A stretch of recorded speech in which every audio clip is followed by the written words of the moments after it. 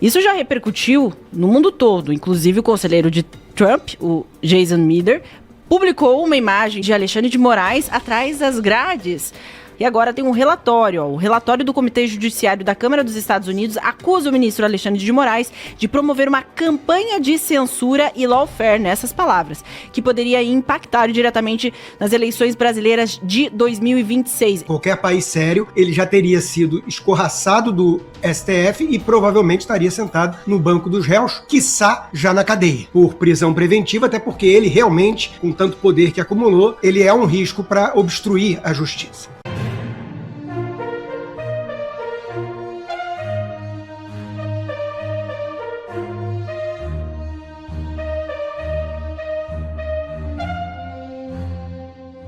Alexandre de Moraes voou em aviões da empresa de Daniel Vorcaro, indicam documentos. É isso mesmo. O ministro do STF Alexandre de Moraes e a sua mulher Viviane Barsi de Moraes voaram juntos em um jato executivo da empresa do dono do Banco Master, Daniel Vorcaro, ou ligadas a ele, entre maio e outubro de 2025, indicam documentos obtidos pela Folha. Para encontrar os voos, foram feitos cruzamentos de 3 bancos de dados.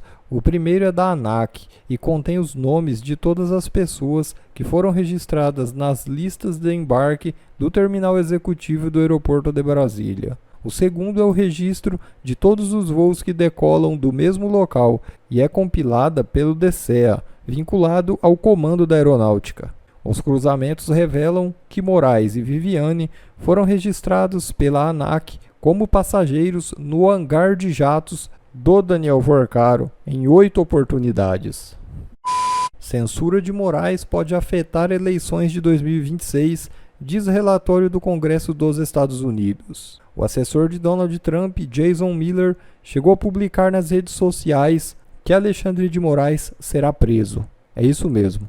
O que aconteceu é que agora dados de registros de voos mostraram que Alexandre de Moraes voou em jatinhos aí particulares, né, das empresas ligadas a Daniel Vorcaro, sim. E aí já teve até uma resposta do escritório da esposa do Alexandre de Moraes, dizendo que, olha, veja bem, ela sempre faz esse tipo de viagem, ela faz alguns orçamentos com algumas empresas e, coincidentemente, desta vez aí foi com os aviões de Daniel Vorcaro. Então, tem de 7 a 8 voos aí utilizando essas aeronaves que pertencem a empresas de Daniel Vorcaro. Isso já repercutiu no mundo todo, inclusive o conselheiro de Trump, o Jason Miller, publicou uma imagem de Alexandre de Moraes atrás das grades, no momento em que ele repostou essa matéria. Ele vai ficando cada vez mais exposto, consta, porque assim, né, eles vão dizendo que é tudo coincidência. Coincidência, um contratinho de 129 milhões, coincidência, voos aí nos aviões de Daniel Vorcaro. Ninguém tá caindo nessa, né? Ninguém tá caindo nessa, Mari. Vamos lá, né? Primeiro, eu vou repetir aquilo que eu venho dizendo aqui, porque eu acho importante. Não precisa vir mais nada à tona sobre Alexandre de Moraes. Basta o que já temos. Em qualquer país sério, ele já teria sido escorraçado do STF e provavelmente estaria sentado no banco dos réus, quiçá já na cadeia, né? Por prisão preventiva, até porque ele realmente, com tanto poder que acumulou, tantos dossiês que ele deve ter e tudo, ou ligações espúrias, ele é um risco para obstruir a justiça. Mas vamos lá, né? Agora veio mais essa dos 8 voos em 8 meses, ou seja, 1 voo por mês no jatinho da empresa do Daniel Vorcaro. Em primeiro lugar, eu não vi a Tabata Amaral gravar nenhum vídeo, falar nada contra isso. O Alexandre de Moraes foi no casamento dela, parece, mas quando o Nicolas pegou um avião de carona, que ele nem sabia quem era a empresa, ela gravou um vídeo, escreveu textão para cobrar dele, né? Falando que ele tinha ligações com o Vorcaro. Bom, imagina que tipo de ligação tem quem vai uma vez por mês, 8 vezes seguidas, né, usando o avião da empresa do Vorcaro. O casal precisa combinar melhor a história também, porque a Viviane Barsi de Moraes soltou uma nota dizendo que é comum isso, fretar o avião, pegar o avião e tudo, e o Alexandre de Moraes negou, né? Então fica estranho, né? O que aconteceu de fato. Agora, a pergunta relevante é, o Alexandre de Moraes estava nesses voos também? Porque se a justificativa é de que eram voos por conta do escritório de advocacia, o Alexandre de Moraes está assumindo, então, que ele faz parte da banca da família, onde tem a esposa e os 2 filhos, que fecharam um contrato de 129 milhões de reais com o Banco Master do Daniel Vorcaro? Porque o que ele estaria fazendo ali? Só porque é marido, ele ia junto? Estranho, né? Eu vou ser o advogado do diabo aqui em nome da honestidade intelectual.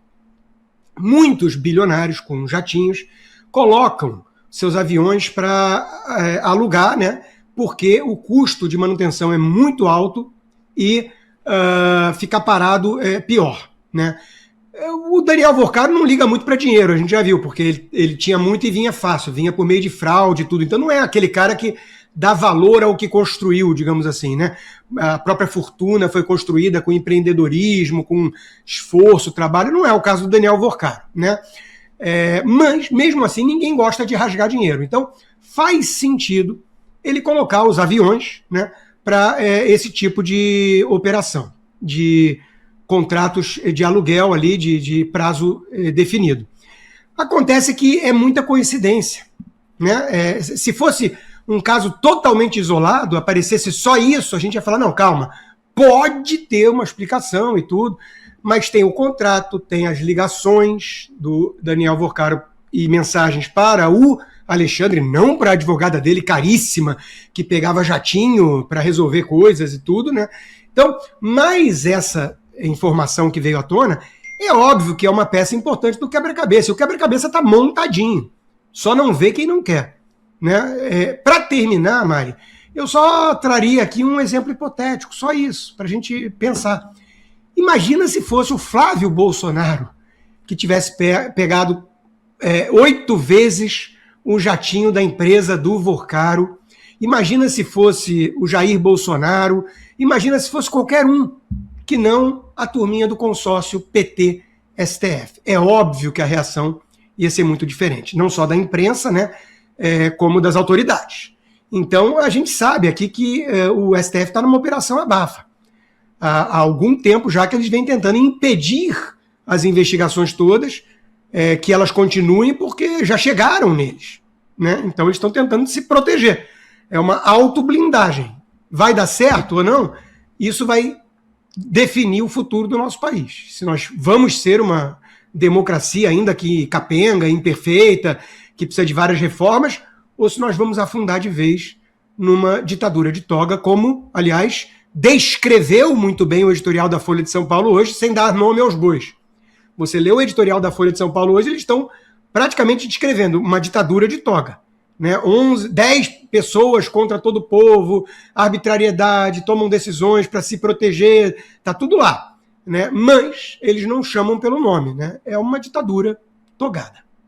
Agora, Consta, chegou uma matéria quentíssima aqui, que tem a ver com o que a gente está trazendo, a repercussão nos Estados Unidos em relação às ações de Alexandre de Moraes, e agora tem um relatório, o relatório do Comitê Judiciário da Câmara dos Estados Unidos acusa o ministro Alexandre de Moraes de promover uma campanha de censura e lawfare, nessas palavras, que poderia impactar diretamente nas eleições brasileiras de 2026. Esse mesmo relatório acusa Alexandre de Moraes de violar liberdade de expressão em solo americano. O negócio esquentou, né? Consta, como é que fica essa questão? Os Estados Unidos vão ficar de olho aí nas eleições de 2026? Mari, infelizmente eu vou jogar uma ducha de água fria em todo mundo que ficou com essa expectativa, inclusive eu. Eu mesmo cheguei a repostar essa notícia no meu X, né, falando justamente isso, o tio Sam tá de olho, né? Mas eu fui estudar melhor depois e conversar com algumas fontes, né, importantes dos Estados Unidos. E isso, na verdade, é o fechamento de um relatório que começou em 2024, né, que tem lá a Maria Elvira Salazar e outros, né, tem aquele de San Diego, que eu sempre esqueço o nome, Daryl Issa, que era o pessoal que estava justamente preparando esse relatório. Isso é algo do Comitê Jurídico, né, do Congresso, então, que é maioria republicana hoje. Então, é um documento político que não fala em nome da Casa Branca. Isso é importante a gente frisar. Por quê? Porque a gente sabe que o Alexandre de Moraes fez tudo isso e mais. A gente sabe que o governo Biden interferiu nas eleições brasileiras, mandando dinheiro por meio da USAID para o TSE, fazia palestras convidando o imitador de foca, o Felipe Neto, né, para falar de democracia e censurar. O Mike Pence mostrou a documentação toda que ele tem sobre isso numa oitiva da Câmara, né, que o Felipe Barros, pela comissão que preside, convidou ele. Então, o governo Biden interferiu de certa forma, mandou emissários do Pentágono, da CIA, para dar recadinho para os nossos militares e por aí vai. O governo Trump, até onde eu sei, né, ele não quer, de forma alguma, essa pecha. Ele não quer ser acusado de interferência em eleição em país algum na América, né? Então, eles não vão interferir, até porque, né? E o nosso processo, vamos lembrar, é bastante opaco. O processo eleitoral em si, né, a apuração dos votos, a urna eletrônica, tudo isso é um modelo bastante fechado. Não é por acaso que vários países, incluindo os Estados Unidos, não usam a urna eletrônica dessa forma, né? Não é por falta de tecnologia, né, gente? A Suprema Corte alemã chegou a vetar esse instrumento porque dizia que ele era incompatível com o escrutínio público dos votos. Então, como é que os Estados Unidos vão agir, né? A reportagem que o Sam Pencher traz no Metrópolis fala de censura, né? O lado da censura. Está de olho e cuidado para não ficar censurando vários influenciadores de direita ou políticos perseguindo, né, candidatos conservadores. Pode ser um recado, né? O governo Trump tirou a Magnitsky, né? Essa foi a verdade, esse é um fato que a gente tem que lidar com ele. Até a Magnitsky foi retirada do Alexandre de Moraes. A Casa Branca não se manifestou quanto a isso. Isso é um relatório do Comitê Jurídico do Congresso, que já vinha desde 2024, ele foi concluído agora. Então isso é a conclusão de um trabalho lá de 2024. Tem algum peso? Tem, mostra que os parlamentares americanos estão atentos. A turma republicana sabe o que está acontecendo no Brasil, sabe que o Alexandre de Moraes é um tirano. Daí a você inferir que isso significa que a Casa Branca vai fazer algo pelas nossas eleições, pela transparência das nossas eleições, vai uma longa distância. Uma longa distância. E as minhas fontes dizem até o contrário, que eles estão bastante receosos dessa acusação, né, porque houve interferência no governo Biden, que é o governo americano, né? Troca o presidente, mas o governo americano interferiu numa eleição. Isso é muito sério aqui nos Estados Unidos. É muito grave. Aliás, é um crime, né? Então, eles estão com muito receio disso e não acho que o Trump vai se manifestar. Não acho que a Casa Branca vai se manifestar. Então, por isso que eu disse que era uma ducha de água fria. Porque as pessoas leem a chamada e acham que o Trump está colocando o dedo na cara do Alexandre e falando: olha aí, hein, tô de olho em você, olha o que você vai fazer. E não foi isso. Não é isso, não é disso que se trata. Então eu achei importante trazer esse esclarecimento, Mari, para que a nossa audiência qualificada não fique alimentando falsas esperanças. Infelizmente, não é a Casa Branca.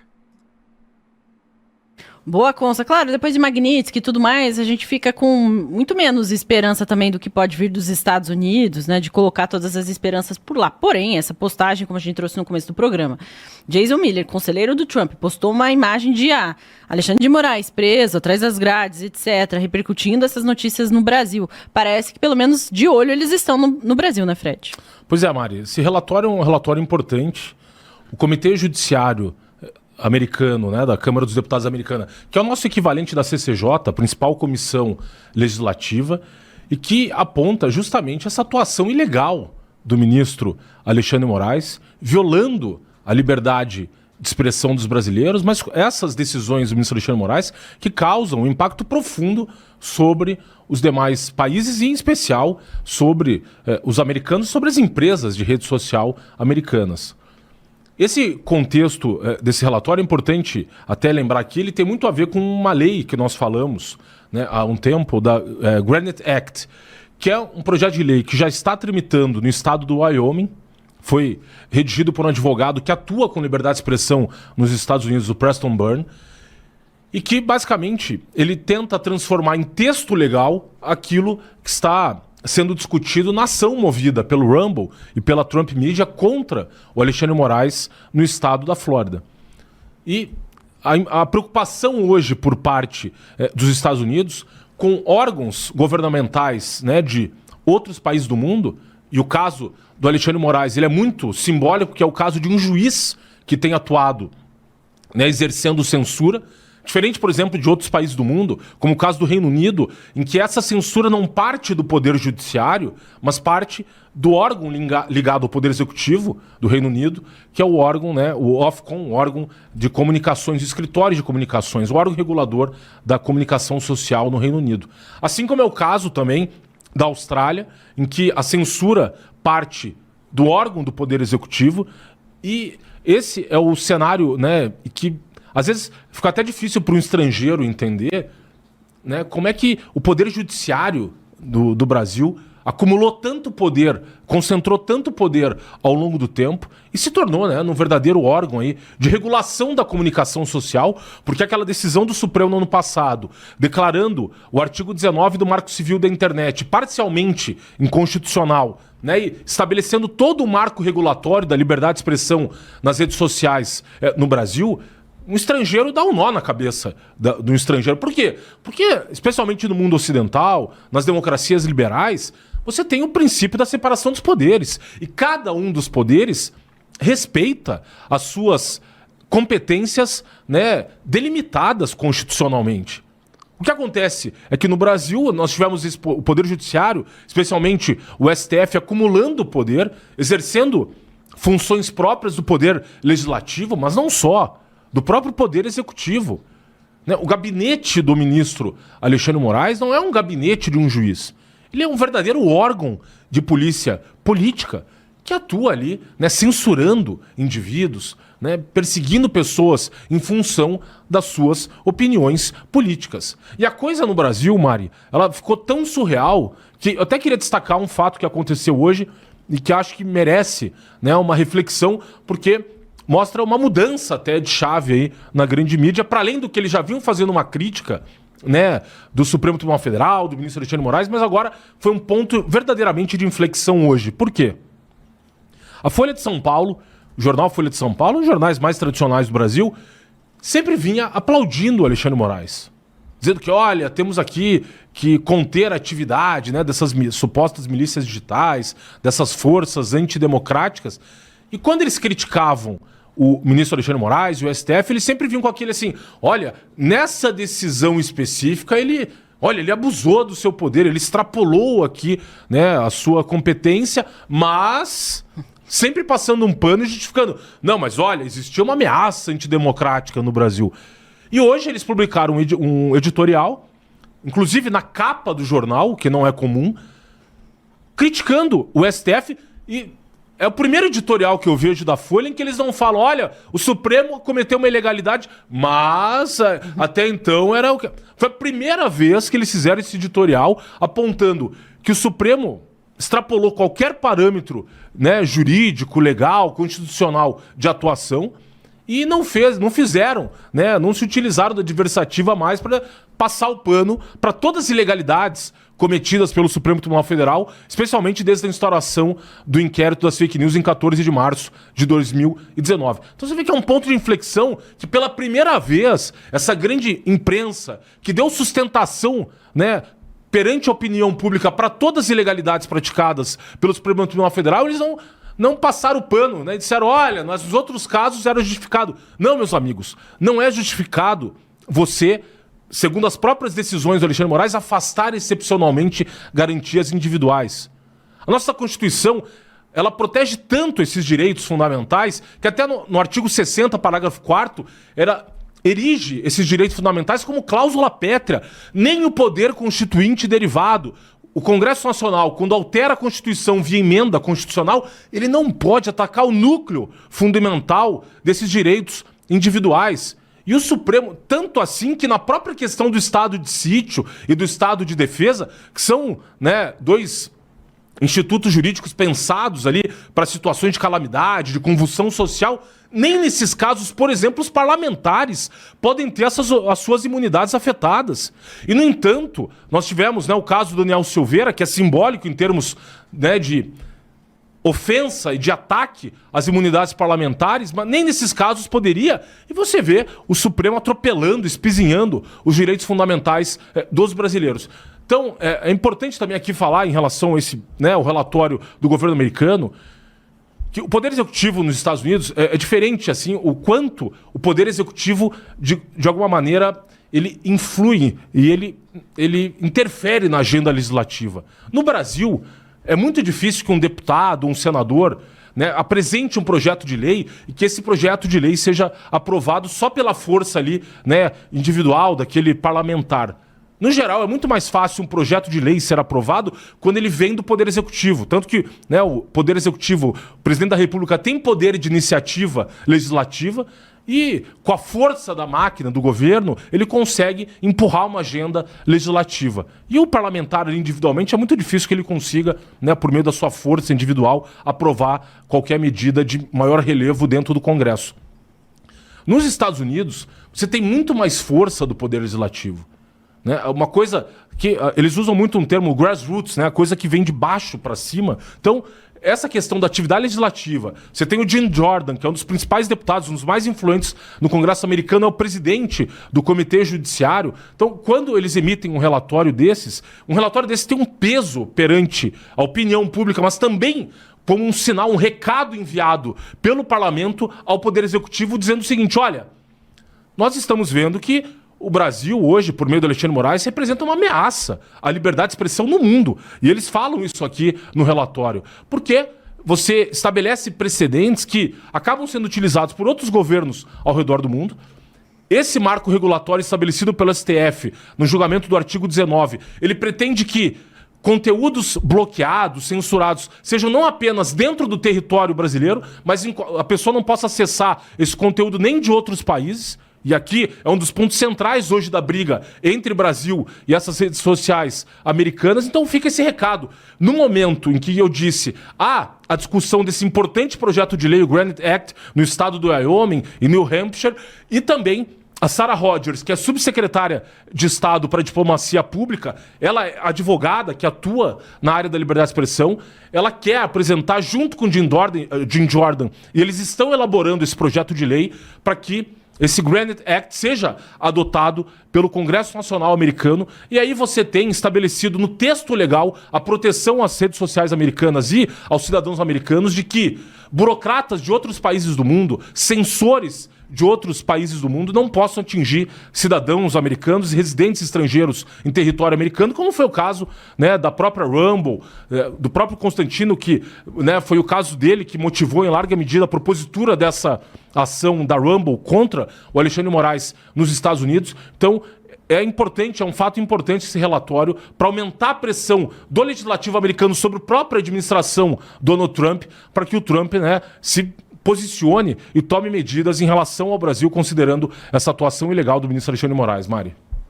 Excelente, Fred. Bom, pessoal, esse foi mais um vídeo. Eu espero que vocês tenham gostado. Se vocês gostaram, deixa o like aqui para fortalecer nosso canal. Logo eu volto trazendo mais informações da política para vocês. Um forte abraço, fiquem todos com Deus e até a próxima.